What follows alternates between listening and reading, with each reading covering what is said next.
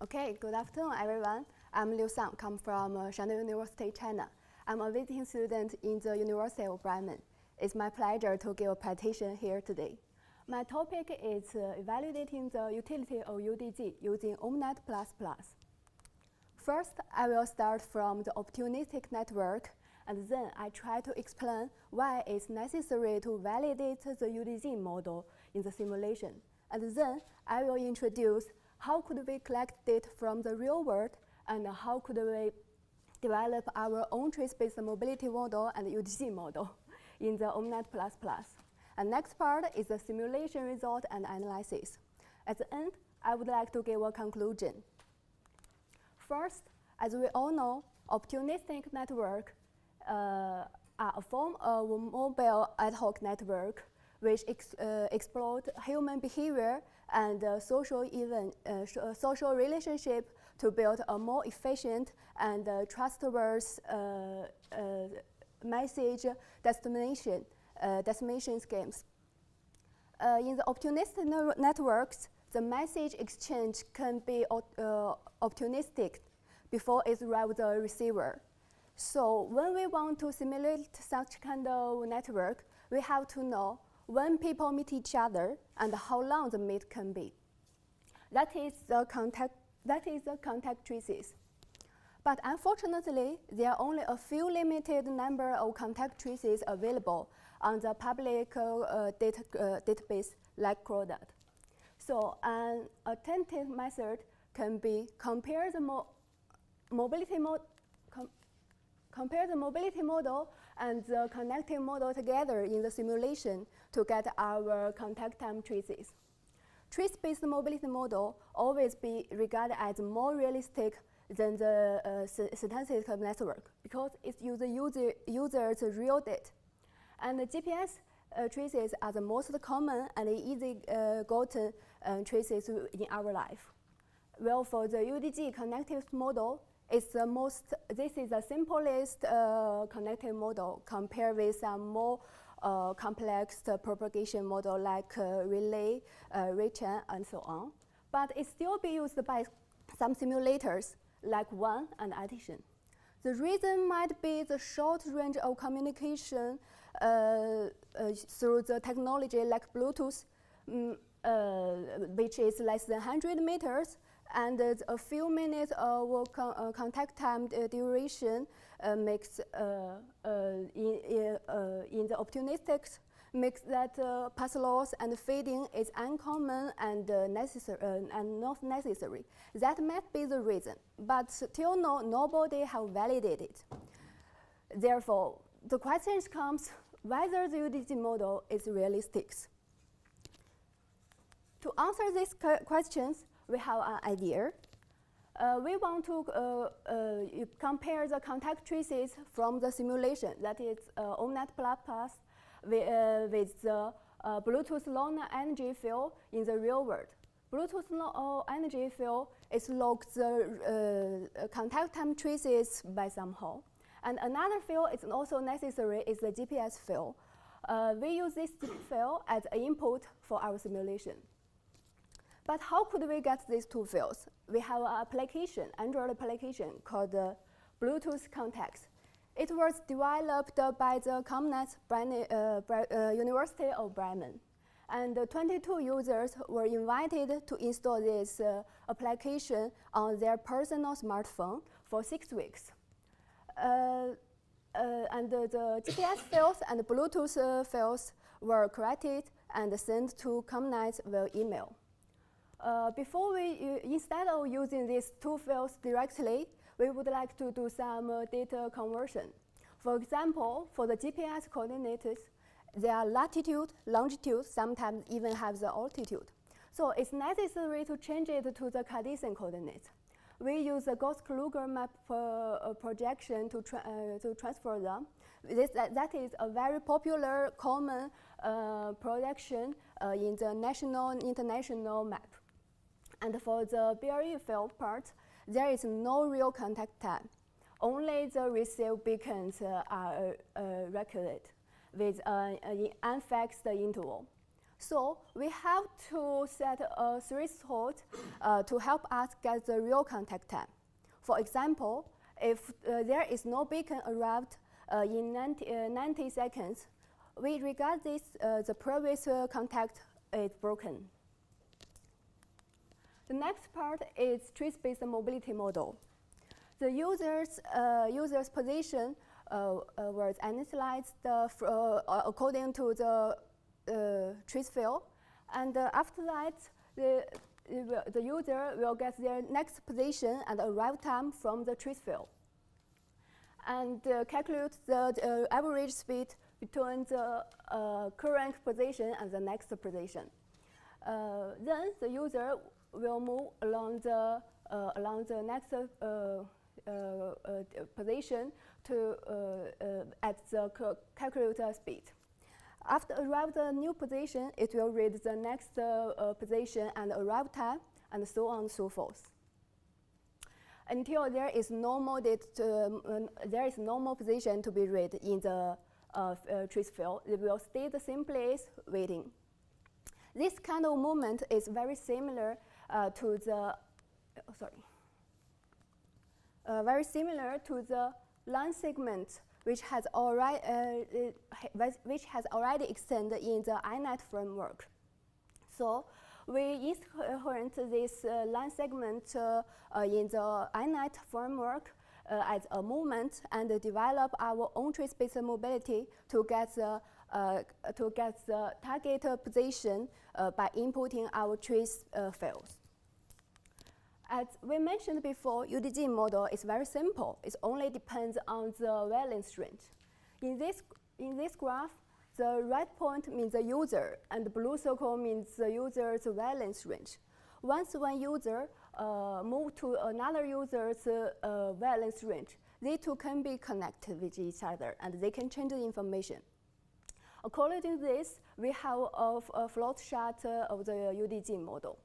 First, they need to get the current position from the mobility model, and then they need to calculate the distance between the users, and they also need to check the last connection of other users. For example, if one user is within the another user's valence range, but the last connection is false, that means this is a new connection. Before that, there is no connection at all. So we will analyze the contact start time. Otherwise, it means the previous contact time can still be continued. So we update the end time. Another situation is when the user moves out of the valence range, and we also need to check the last connection. Only when the last connection is true means the user just moved out from the valence range just now, so we output the contact times. That is how the UDG model works. For the scenario setting, even though we have 22 users at the beginning, but after some time, we find 8 users don't have the Bluetooth Low Energy model in their own smartphone, and some users don't give enough Bluetooth data for our research, but still we have 5 users 1 week data left. Their colleagues work in the same building, and they have daily meeting around 2 hours. That can be regarded as a very small but typical opportunistic network. And here is a table of network parameters. Before we do some more details about simulation analysis, I want to show some details about neighbor availability situations. For example, between 2 users, user 1 moving to user 2's valence range means user 2 has a neighbor, which says the neighbor extension is true for the user 2. Here, the first 2 graphs means the simulation result can be earlier, or sometimes it can have some kind of delay compared with the real data. And the last 2 graph is very interesting. Here shows the 2 users have different neighbor extended situation. What that means? That means only one user receives the beacons, But for the another user, there is nothing for the another user, means the beacon lost. According to this kind of situation, we divided the real date into 3 different cases. Better case, worst case, and average case. What means a better case? Means between 2 users, if one user receive beacons, we say they get connect. That is the better case. And what means the worst case? Means we have to wait until both users get connect, receive the beacons. We see they get connect with each other.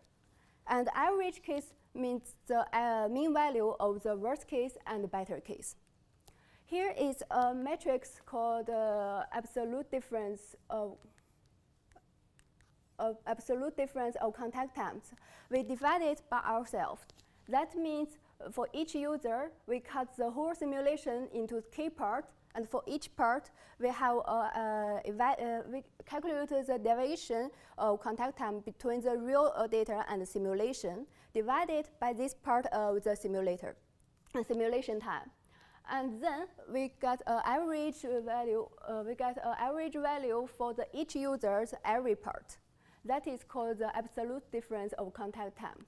From the result, we can see 20 to 30 meters, we get quite good results. The absolute difference is quite low.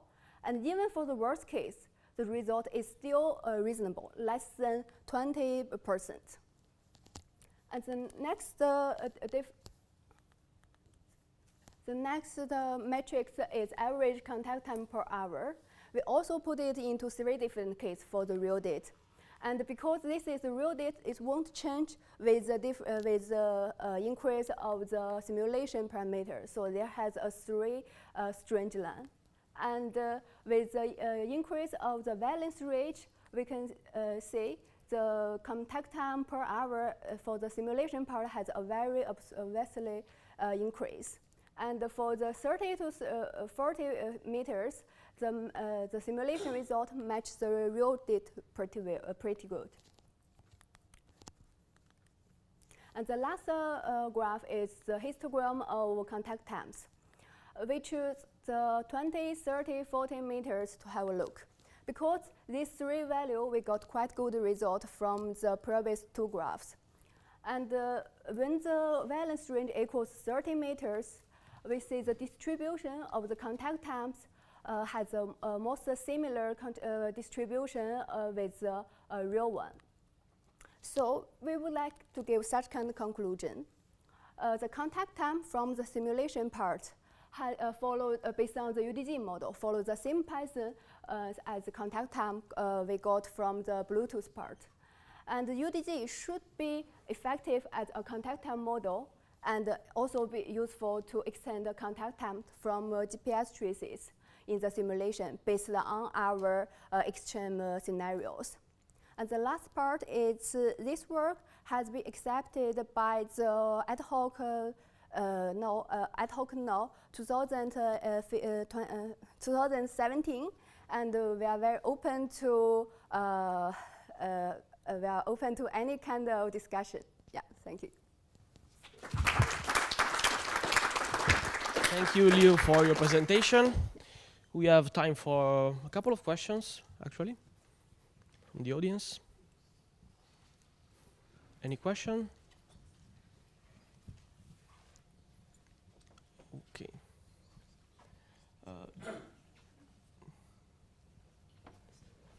Just one thing from my side. Yeah. So just to understand, you are comparing your traces that you obtain with your tool, with your application, and you are using that to collect the GPS position.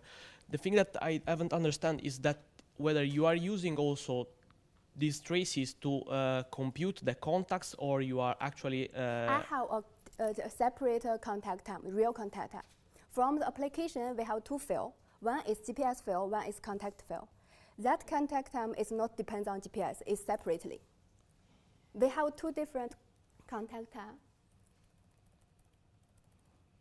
Here, this is the one we got from the application. This is the one we got from the simulation. Yes. And this one we use this GPS and put it into the simulation, and we got this one. So we compare these two different contact times. Okay, so your application is generating the GPS file and the contact file. Yeah, so these two. Okay. Any other question? Maybe you stay on the other slide. This Yes. one? Okay. This threshold of 90 seconds, why do you have chosen 90 seconds? Yeah. First, as I mentioned before, we don't get the real contact times. So we have to change the receive beacons to the contact times. That means we have to set a threshold to change it to the contact times. And which value should we choose? As the application settings, the interval is unfixed, but it's around 22 seconds. So I would like to choose some value. It's not too short, but it's not too big. Based on the opportunity network, I think 90 seconds may be a good reason. Of course, it's not the perfect one. It's not it can be optimal in the future, but it's I think it won't influence my results, because my point is to validate the UDG model, whether it's realistic. So, yeah. We have another question from Rudolf. I'm just interested that you are measuring or you are gathering a GPS track of the user, and probably most of the meetings are happening inside buildings because they are carrying. So it's not really typical to meet people outside of buildings in big groups. And my question is that inside the buildings, GPS is not really working. Obviously, there are some other location methods like using Wi-Fi network and things like that, but do you think it doesn't affect your, because you did actually a field test, and how much do you think the GPS inaccuracy affect your measurements? Yeah, it's the GPS accuracy indeed it's influenced in fact the simulation result. I have some backup slides. Here is the GPS. Here is the GPS accuracy of the measurement. I do some real measurement in our building, and see, of course, in the outside the GPS accuracy is better, but in indoors it's not very good. But you can see they have the same Python. When the real distance grows, and the GPS also grows, maybe not exactly the same, but it follows the same way. So I would like to say our result is not exactly, but I think this won't be a big problem for our conclusion, because our conclusion is the UDG model should be a effective model. Yeah. I'm sorry. Inside the building, the GPS still work? It still works. It still works. Was the application using GPS or generic location? It's an Android application, so you can either use the GPS always or just look for location, because sometimes you can use also other location providers. So you can also have your location inside the building using the Wi-Fi or mobile network, which may be more accurate or less. So it was a GPS or some generic location provider? This red line and the yellow line is the GPS data from the application. So this GPS data is the same as we do our simulation. We use it for the simulation. And the blue line is some manual measurement. Yeah. So we use the same GPS. Okay. Sorry? Yes, we can ask the developer. Yeah, okay, yeah, maybe. Okay. So maybe a last question from me. What's the next step, and it's always hard with the field test. Like you distribute the application to 22 people, and then at the end you have maybe like 6, 10, 12 persons that actually Yeah. produce valuable traces.